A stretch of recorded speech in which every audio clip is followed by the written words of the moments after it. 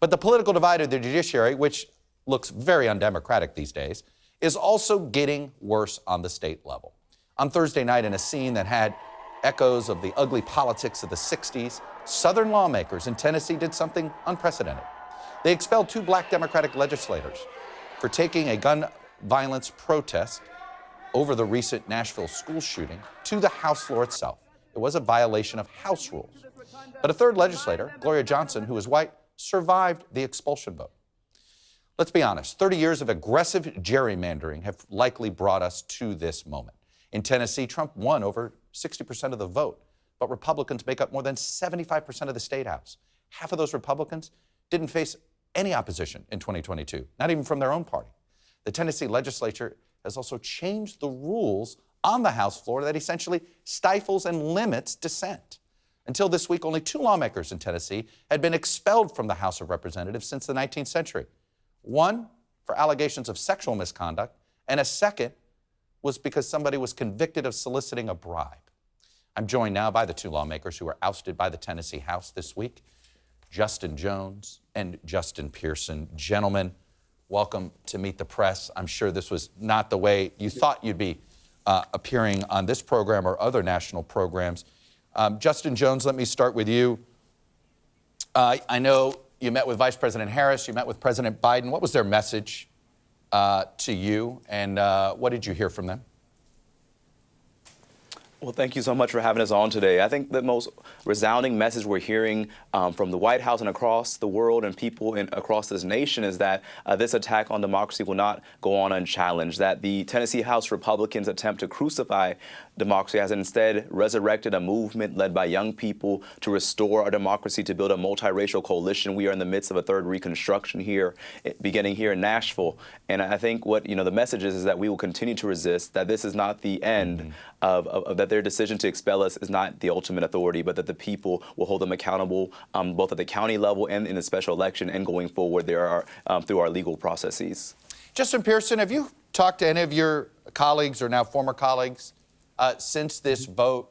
Have any of them explained why you were ousted and Gloria Johnson was not? Yep, it's Justin J. Pearson. And no, I haven't talked to our former colleagues, but I have to tell you, the reality is an institution filled with people who are more concerned about supporting the NRA and supporting the Second Amendment than it is protecting the First Amendment rights of children and teenagers to be able to come to the Capitol and advocate for gun violence prevention laws is not the type of legislature that we deserve and need to have in the state of Tennessee. The reality is Cameron Sexton, the Speaker of the House, called those children and teenagers insurrectionists. And it's that type of language, it's that type of political ideology that is destructive to our democracy. And what ends up happening is the perpetuation of systems of injustice like patriarchy, like white supremacy, that lead to the expulsion of 2 of the youngest black lawmakers in Tennessee. Representative Pearson, do you feel like you've been just elected to the State House? Did you ever feel welcome or did you feel unwelcome when you got there? Yeah, it has always been a toxic work environment to work in the Tennessee State Capitol. When you have people who make comments about hanging you on a tree and hanging black people on a tree as a form of capital punishment. When you wear a dashiki on the House floor and a member gets up and they talk about your dashiki saying it's unprofessional, they're really sending signals that you don't belong here. And that is what the underlying and undergirding comment and responses that we heard on the House floor and the comments to myself and my brother, Representative Jones, was really about. It's about us not belonging in the institution because they are afraid of the changes that are happening in our society and the voices that are being elevated. In fact, Representative Jones, I can't help but wonder, you were a well-known political activist to many of these state lawmakers. You had been there for a sit-in having to do with Confederate monuments. There had been some run-ins that some lawmakers brought charges against you. They were eventually ended up being dropped. Do you think that history of activism made you a target on the House floor the minute you got elected? I think our presence as young black voices for our constituencies, people who will not bow down, those who will not be conformed. That's what put a target on us the day we walked in the Tennessee General Assembly. I mean, this is the first time in Tennessee history we had a completely partisan expulsion by a predominantly white caucus. All but one member of their caucus is white out of 75 members. And we are the two youngest black lawmakers in Tennessee.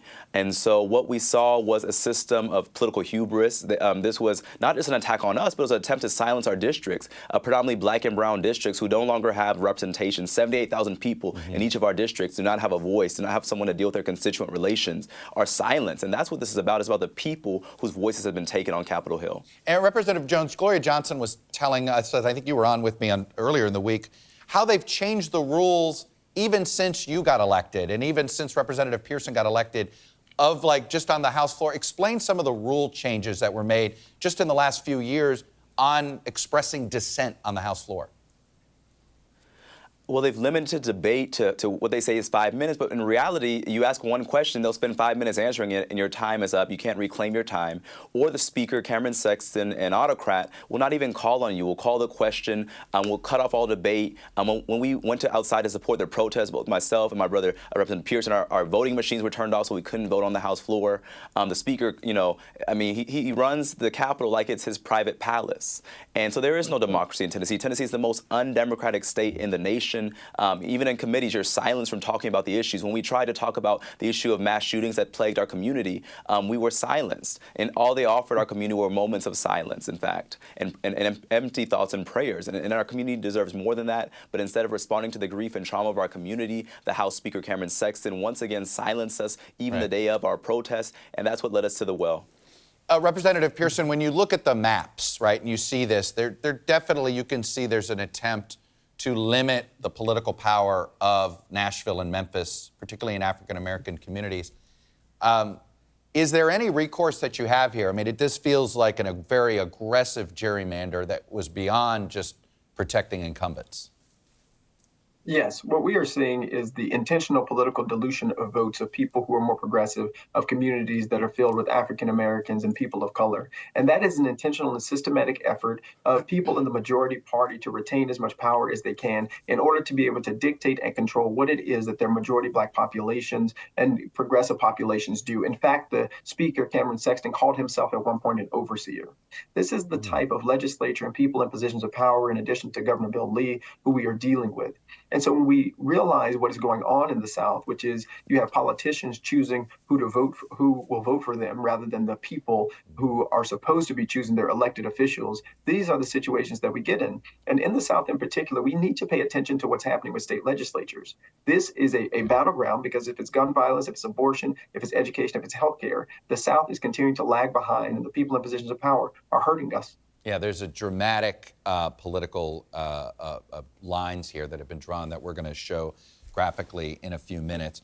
But I want to get to last few questions for the both of you. Representative Jones, do you plan to accept a reappointment if it is indeed the case? And if not, do you plan to run in a special election to come back? Yes and yes. We will continue to fight for our constituents. And one thing I just want to say, Chuck, is that this attack against us is hurting all people in our state. So it's not, even though it is disproportionately impacting black and brown communities, this is hurting poor white people. Their attack on democracy hurts all of us. And I just want to emphasize that because I don't want it just to be about race, but this is about attack on black, brown, and poor white communities, silencing them. These lawmakers who are more beholden to the NRA than their own people in their own districts, people like Cameron Sexton. And Representative Pearson, same question for you. I know you may get reappointed. Will you accept the appointment? And do you plan on running in the special election? Yes, I would be honored to accept the appointment of the Shelby County Commission and to run in a special election. And I've already heard that people in the state legislature and in Nashville are actually threatening our Shelby County commissioners to not reappoint me, or they're going to take away funding that's in the governor's budget for projects that the mayor and others have asked for. And this is what folks really have to realize. The power structure in the state of Tennessee is always wielding against the minority party and people. And there may very well be some constitutional rights that have been violated here, and that could be something that the federal courts could be looking at. Justin Jones, Justin J. Pearson, thank you both for spending a few minutes and sharing your views with us. Thank you so much. We'll keep fighting.